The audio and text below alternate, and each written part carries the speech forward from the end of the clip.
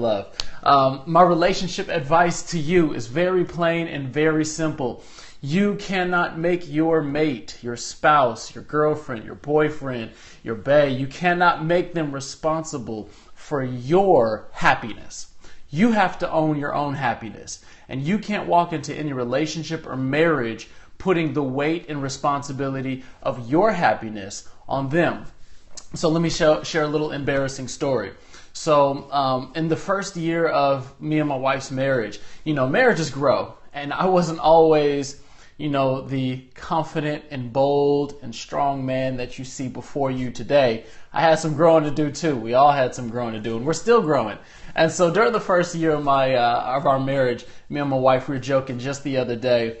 We were talking about how, and the way we got on the topic is we were talking about how I would say, I love you. And then she actually would say something like, I don't say I love you just in reciprocation always to just be in reciprocation. I like to tell you I love you because I love you. And she likes to do it, but more so by inspiration and not by reciprocation. And I might not be getting all those details right. She'll probably get on the scope and get me. But I understood what she was saying. But what it led to is it led to the conversation of, she said that you probably used to say it just a lot. I mean, if you say it 100 times a day, like, I get it. I know you love me, and just continue to treat me as you love me. And we laughed about it and we joked, and I did. I used to say it a lot. And I think what I used to say it, the reason why I used to say I love you so much to my wife, and I still tell her I love you all the time, but the reason why I used to say it so much is because of my own insecurity. And I felt like if I said I love you over and over and over and over again, then through my own insecurity, I would get validation and affirmation for her love for me. And then in turn, with that love that is reciprocated to me, then that would make me feel secure in our relationship, secure in our marriage, and therefore it would make me happy. And so I actually would put the onus on her and the responsibility on her to say I love you over and over again, as much as I did, to make sure to feel that I was happy, I was secure. But what I needed to do is I needed to be responsible for my own happiness and my own security. Now, I'm not saying that your spouse, your mate, your girlfriend, boyfriend may not play a role in your emotions as far as some things that they do or don't do or say or don't say. I'm not talking about extreme situations. I'm not talking about abusive situations. Those are different situations. I'm not talking about infidelity. That is different. But what I'm talking about is don't make your mate responsible for your own happiness. Love isn't about codependency. It's about giving. And so when I tell my wife, I love you, it's about giving freely. It isn't about saying I love you and I'm doing things that express I love you so I can get something back. Therefore, I can satisfy my own need for happiness. It's about being independent, interdependency. That's right. And hey, if I'm talking to you, if this is making sense, hey, hit them hearts. Let me know. Give me some comments. Give me some feedback. Let me know. But I really believe that, a lot of people are stuck in relationships and they're not getting what they thought they would get because they walk into a relationship with these expectations. They walk into these relationships expecting their mate to fulfill some place or some void in their heart. And when we walk into a relationship and expect our mate to fill some void that we have, what we do is we kind of make them like a doctor looking to fix us up. But when we go to a doctor and we look to get healed and we look to, take away the ailment, that pain, that symptom, whatever we have, we look to that doctor for advice, for information. And you know what? If that doesn't work out, we don't like the diagnosis that they're given, we don't like the treatment that we're being given, then we can go to another doctor. And the same thing will happen with relationships. If you don't feel fulfilled in that void, in that relationship, you'll hop from relationship to relationship to relationship, trying to get that void in your heart filled that was only meant to be filled by God. I truly believe that there's parts in our heart that are only meant to be fulfilled by God. And so, hey, Chicago, I believe that when you fulfill yourself with God's love, then you won't have a void that says that I need to make you responsible for my happiness. Now let's keep going on. Now, if I can make my mate responsible for my happiness, then that means that by default, in my mind, they will be responsible for my sadness as well. Because if they're responsible for making me happy, then directly or indirectly, they have to be responsible for my bad mood and my sadness as well. And, what I really believe is that when we put the responsibility on our mate to provide happiness or the void of happiness, which could lead to sadness, then I believe that we put our mate in such a bad place of really unmet expectations. And I think those unmet expectations can really put us in a place of unforgiveness. Love, you're right. You're an emotional slave to your mate. And I think it's unfair to your mate because you can't be at your best if you're always depending on them to give you something that you feel void of. I can't be at my best for my wife if I'm depending on her mood and her emotions to be able to feed me something good so now I can treat her good. I can't do that. I have to make a decision every day when I wake up, despite and regardless of how my wife is acting. And I love my wife. I have a great wife, y'all. I always tell my wife, I feel sorry for a lot of guys out there because they had to miss out on you being so awesome. But I thank God that I get a chance to be able to be the benefactor of your awesomeness because, you're so amazing and so wonderful to me. But it's not just because she's so amazing, but it's because she decides to love me each and every day. Despite how I might be acting or how I might have acted the day before, she decides to wake up and love me and not let my mood affect her. And that's one of the things I've always respected about my wife so much is she doesn't let my mood affect her. She decides to still be independent of how I am, what I'm doing, what I'm saying, how I'm treating her. And I'm not perfect. I'm not always saying the right thing. I'm not always doing the right thing. Let me tell you, I'm not always acting the right way. My wife sometimes she'll joke and make fun of me and say that when I'm sad or upset or mad, I actually literally have a frown on my face. Like the frown emoticon. And I can't do it right now, but she's taken pictures of me before when I've been in a mood.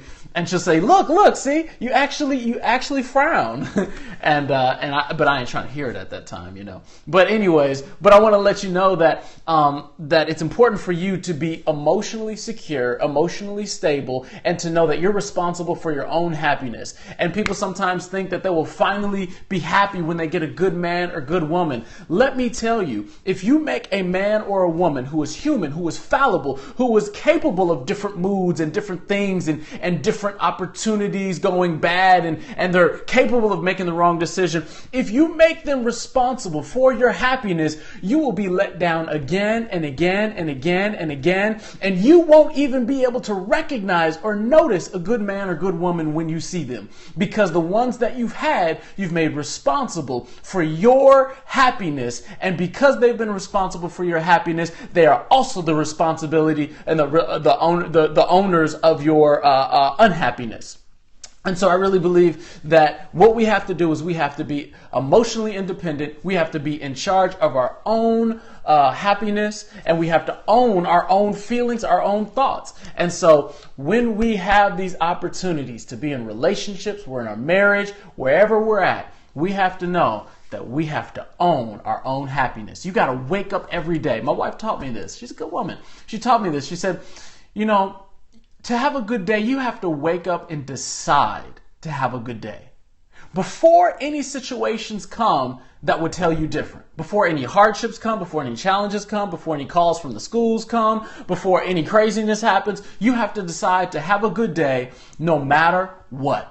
And when you wake up and decide to have a good day, when you wake up and decide to love your spouse, love your mate, be with that boyfriend, girlfriend, be good to them, when you make a decision, when you wake up in the morning, that's independent of how they feel or what they say or what they do, you're going to find that you're going to be on the path to growing your relationship. And if they have the same feeling and that same heart, you guys are both going to be on the path to growing your marriage. I believe it.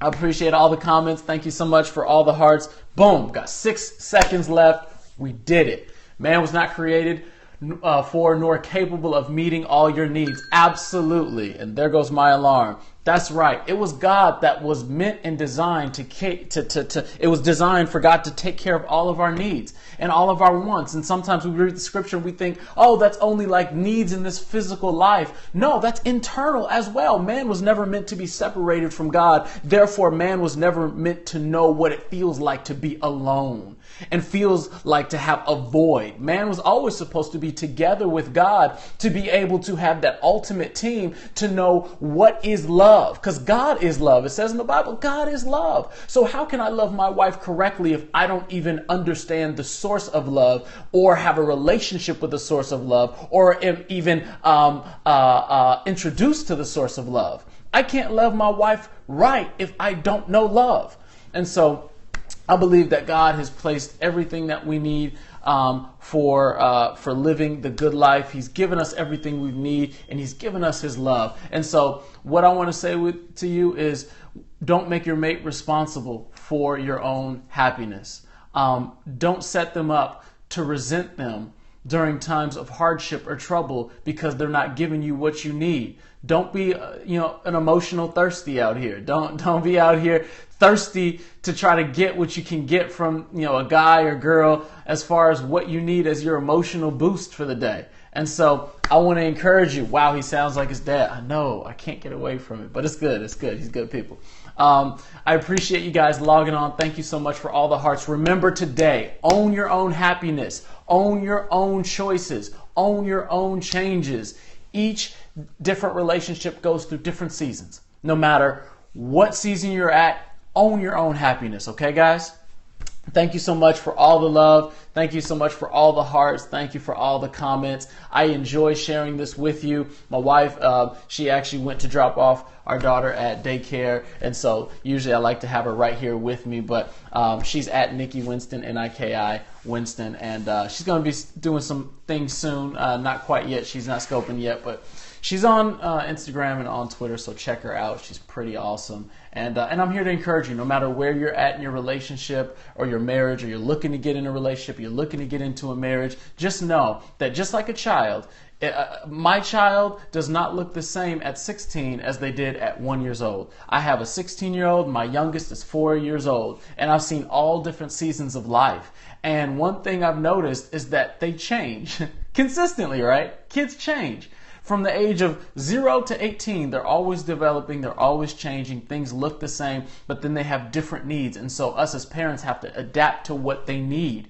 And so I want to let you know, in your relationship, you have to adapt to what your marriage and what your relationship needs. It requires you to continue to grow, to continue to get better. And so we got to evolve. We got to continue to build. We got to get better. And I believe that when you know that your mate is not responsible for your happiness, but you are, you're on the path to success. You're going to have a good relationship. You're going to have a good marriage. And I know I look young.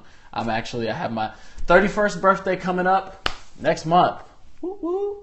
So yeah, so it's a great time. And I have a lot of experience in this whole family thing because I've seen all different sides of family. I'm actually, I am a product of a blended family. I have two older sisters, but we have different mothers. My two oldest boys are 16 and 14, and they're my stepsons. And then I have two that are biological, but we all make one big happy family. And so I'm very familiar with how blended families are, and I understand how the challenges of marriage and family kind of come in. But I know that when you are in blended families do rock, when you're committed to the process, guys, and when you're committed to loving others, to helping others grow, and they're committed to you and you all love God, I believe that things will go in the right direction.